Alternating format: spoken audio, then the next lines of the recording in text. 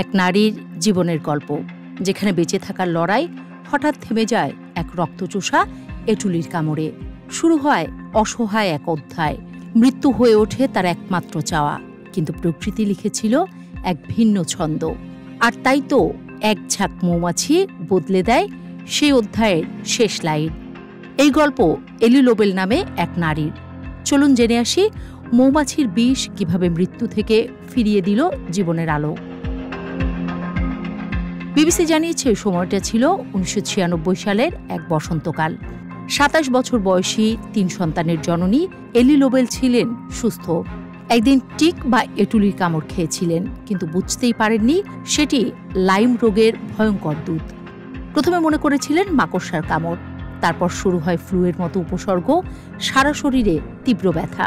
ডাক্তারের পর ডাক্তার, কারো কাছে মাল্টিপল স্ক্লেরোসিস, কারো কাছে লুপাস, কেউ বলল রিউমাটয়েড আর্থারাইটিস বা ফাইব্রোমায়ালজিয়া।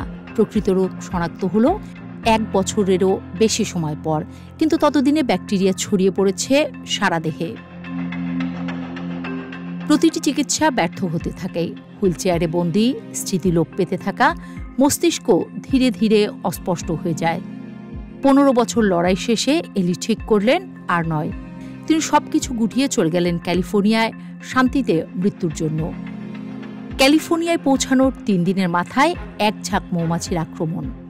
এলি জানান, মৌমাছিরা মাথায় চুলে ঢুকে পড়েছিল, কানে শুধু গুনগুন শব্দ। ভেবেছিলেন তিনি মারাই যাচ্ছেন, কারণ শৈশবে মৌমাছির হুলে অ্যানাফিল্যাক্সিস হয়ে প্রাণ হারাতে বসেছিলেন এলি। এবারও মৃত্যুর প্রত্যাশা করছিলেন, কিন্তু আশ্চর্যজনকভাবে অ্যানাফিল্যাক্সিস হল না। 3 দিন ধরে এলি প্রচণ্ড ব্যথায় কষ্ট পান। তারপর হঠাৎ তার মস্তিষ্কের ধোঁয়াশা কেটে যায়।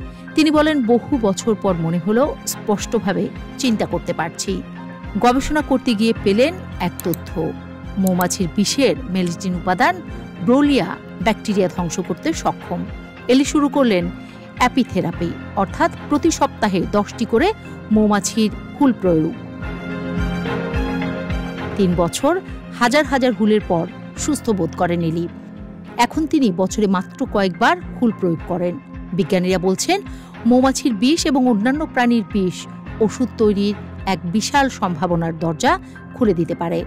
এলি বলেন, প্রকৃতি আমাদের জন্য সমাধান লুকিয়ে রেখেছে, আমাদের সেটি খুঁজে বের করতে হবে।